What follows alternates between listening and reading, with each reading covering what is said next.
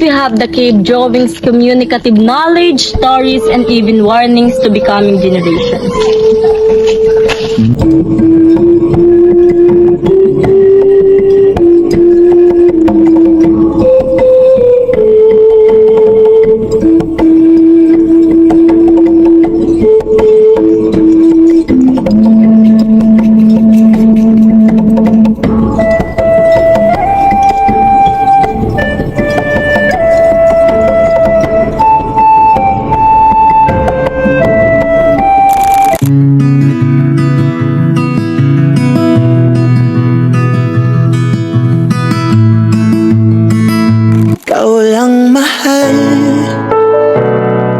Laman ng tula, tunog ng gitara, himig ng kanta. Kumupos man ang tinig ay hindi mawawala. Hiwaga mong dala, ikaw aking musika.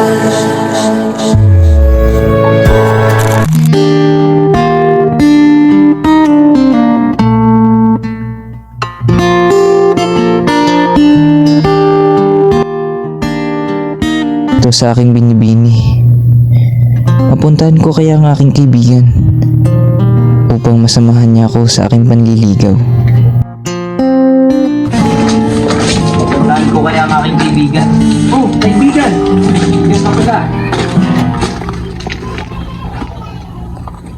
O sige, aking kaibigan. Tara. Nagsimula ang lahat sa isang kanta. Bakit ngayon ka lang sabay nagtagpo? Napakaganda naman ng tinig na iyon. Sino kaya yung nasa labas na Ginoo? Ito aking binibini. Isang liham para sa isang katulad mo. Nakarapat dapat bigyan ng isang liham. Bini, maraming salamat sa pagtanggap ng aking liham. Maaari ko bang mahiling na kung maaari ako'y makatuloy sa inyong tahanan?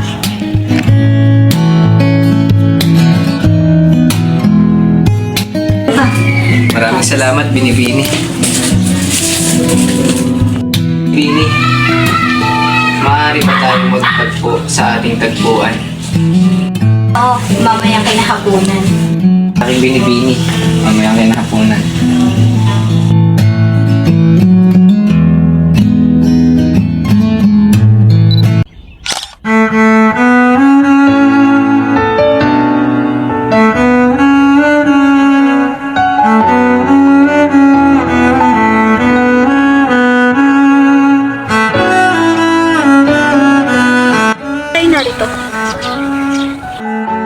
Alam ko nagtataka ka ba't tayo nandito. Ngunit ito lang ang paraan upang magmahalan tayo.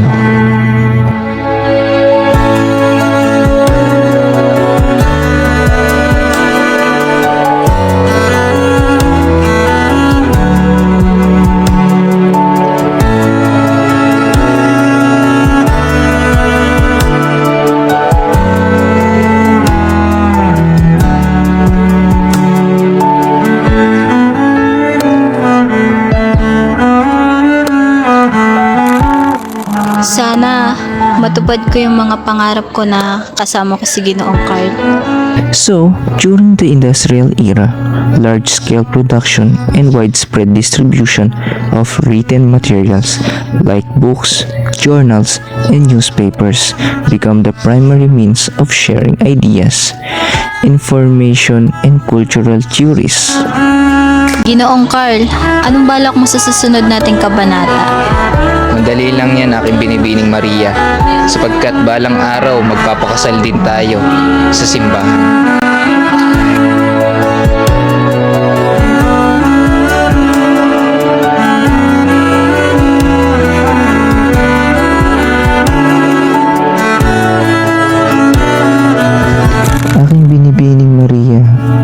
singsing ang magsisilbi sa ating pagmamahalang panghabang buhay. At ito ang patunay na tayo ay kasal na at walang mag-iiwanan.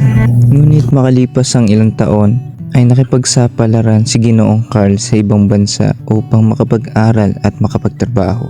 At dahil doon ay hindi na nagagawang makapagpadala ng sulat si Ginoong Carl kay Maria, na nag-iisip na si Maria na iniwan na siya, at kaya naisip niyang tanggapin sa buhay niya si Ginoong Kian na kaibigan ni Ginoong Carl. Noong mga panahong manliligaw pa lang sila kay Maria. Somewhere over the rainbow, way up high, the land that I heard of once in a lullaby. Somewhere over the rainbow, skies are blue. A dream.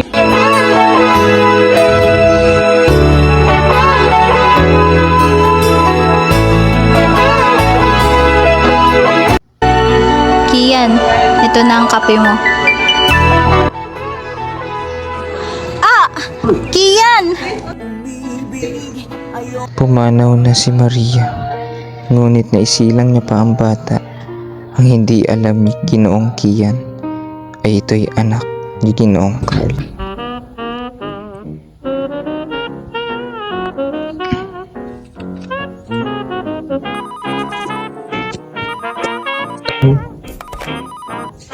Kian, anak namin ni Maria ang inaalagaan mo.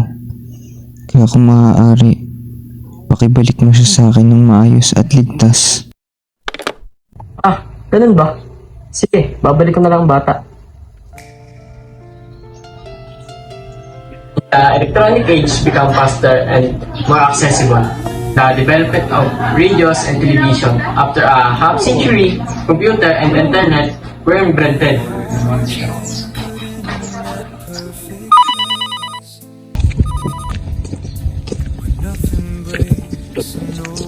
Ito yung anak mo na inaakala kong anak ko. Anak ni Maria. Alain na mapupunta sa ganitong sitwasyon. Ito'y walang kaalam-alam. Si Ginoong Kian na kanyang inaalagaan na bata ay hindi pala sa kanya. Ito'y anak ni Ginoong Carl at ni Binibining Maria. Halos 6 na taon ang pag-aalaga ni Ginoong Kian. Ngunit ito'y anak pala ni Ginoong Carl. At lumipas ang maraming taon, isinunod ni Ginoong Carl ang pangalan ni Maria sa kanilang anak. At ito'y malaki na.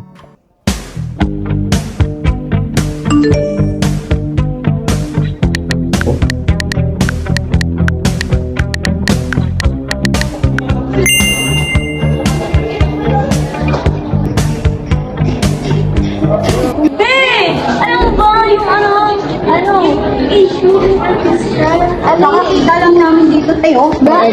Yan. Wala totoo nga, yun nga yung mga kumakalat sa social media. Alam nyo, mamaya na yan. At yun na lang natin pag-usapan sa messenger. Kaya, umuwi na tayo.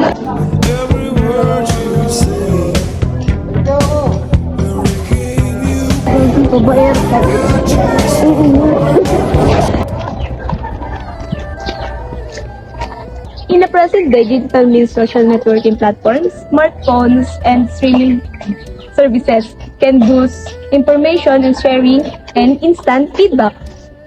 Bes, tara na. Uy, sabay tayo ha. Bes, PM niya na lang sa akin, ha? Sige, chat namin tayo. Bye-bye. Te, bakit? Alam mo ba, may sinasabi sa akin si tatay. Anong sinasabi sa'yo? Alam mo ba yung recreation? Familiar siya sa akin. Bakit? Wala lang. Pinakwenta lang sa akin ni tatay Ang dami mo ng pinag-iisip, tsaka hindi totoo yung mga ganyan. Tara na lang sa inyo, may gagawin tayo. Sige.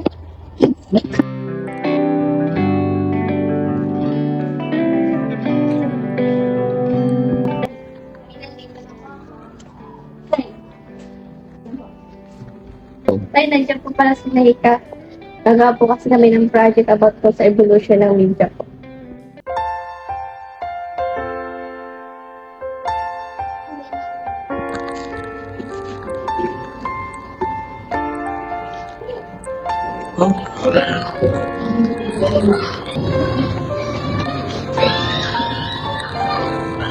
Hi Tito, Mano po.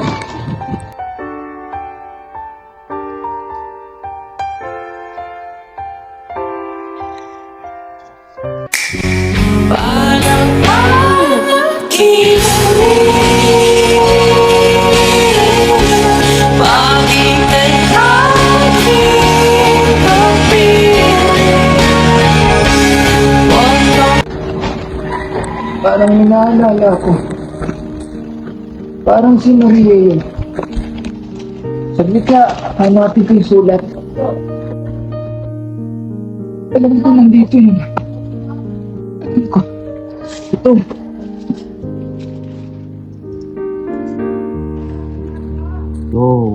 Tignan mo to. Ano yung sa project natin sa evolution of Uy, Ting, nag-weird doon ako sa tatay. Bakit naman? Hindi kasi, tumingin siya sa akin kanina ng tagal. Ano ba meron sa tatay mo? Sadya yun. Kasi meron kasi fast si tatay kaya. Sige na, hayaan ko na lang. Tuloy na natin to.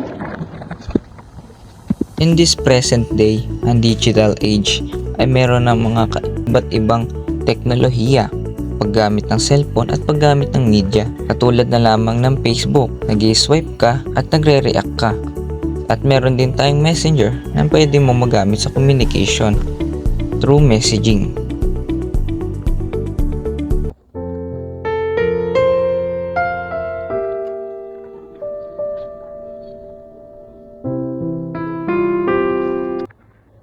Nag-review ka na ba sa evolution of media? Pagtapos ng araw na yun ay dumalaw si Ginoong Carl sa puntod ni Maria.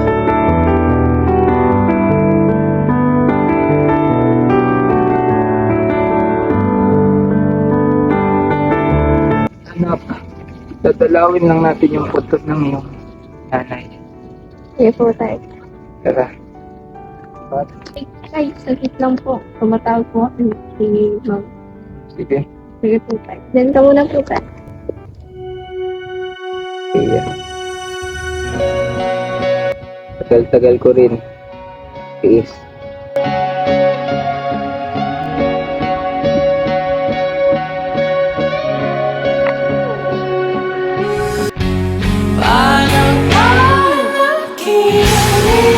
Ginoong Carl, anong balak mo sa susunod nating kabanata?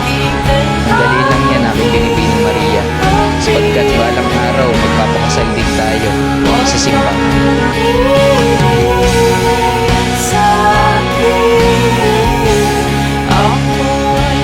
Ito na ang huling kabanata, aking binibining Maria.